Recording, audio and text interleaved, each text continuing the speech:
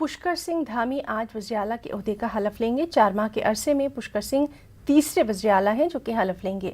पुष्कर सिंह रियासत के 11वें वज़ीर-ए-आला होंगे। हलफबरदारी तकरीब से ठीक पहले पुष्कर सिंह ने साबिक़ वज़ीर-ए-आला से भी मुलाकातें की, कई अहम मामलों पर बातचीत की, तबादला ख्याल किया। वाज़ेह है कि कल पुष्कर सिंह को बीजेपी लेजिस्लेचर पार्टी का लीडर मुंतखब किया गया था। ज़राए के हवाले से ये भी खबर आ रही है कि बीजेपी अरकान असेंबली पुष्कर सिंह से ज्यादा खुश नहीं है।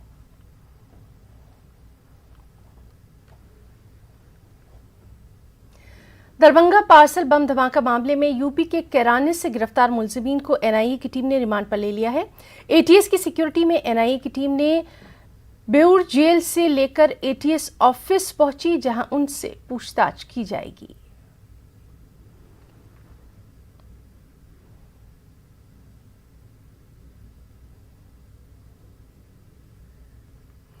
मुल्क में पेट्रोल और डीजल की कीमतों में आज फिर इजाफा देखा गया। पेट्रोल में फी लीटर 35 पैसे, डीजल में फी लीटर 18 पैसे की बढ़ोतरी हुई। इसके खिलाफ कांग्रेस कारकुनों ने बेंगलुरु में जबरदस्त एहतजाज किया। मरकज की बीजेपी हुकूमत पर आवाम को मजीद परेशान करने का इल्जाम लगाया। वाज़ेह है कि गुज़िश्ता 3 महीनों में हर महीने कई बार पेट्रोल और डीजल की कीमतें बढ़ गई हैं।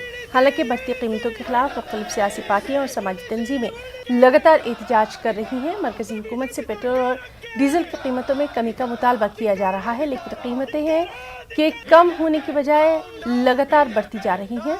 बढ़ती कीमतों की अगर बात करें तो राजस्थान के श्रीगंगानगर में पेट्रोल 111 रुपये फी लीटर, एमपी के अनूपपुर और रीवा में 1 लीटर पेट्रोल की कीमत 110 रुपये के पार हो गई है।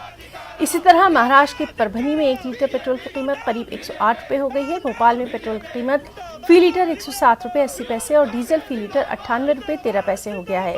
राजस्थान के जयपुर में 1 लीटर पेट्रोल की कीमत 106 रुपये 27 पैसे हो गई है।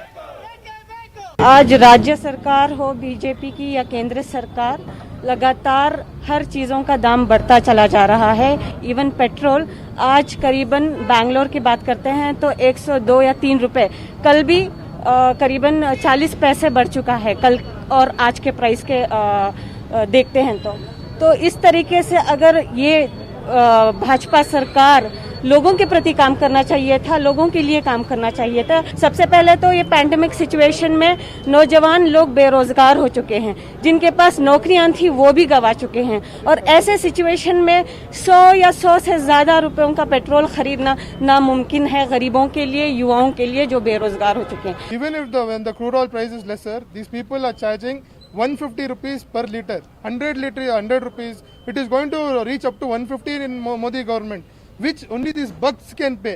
And the bucks who are there, Modi ka bucks jo hai, they will pay 150 200 rupees. But poor people, common men, okay, who are actually the citizens of India should get petrol at 33 rupees, and we are demanding that the central government should reduce the prices and make sure it is very reasonable for the people like farmers. The main thing is, see, it's affecting middle class family, the poor people who are traveling every day for work. So two-wheeler, if it is cost like 100, more than 100 now it is raising. So we are against that. See, middle class family and poor people have only one option to travel in two-wheeler. So they are taking out that also. So we are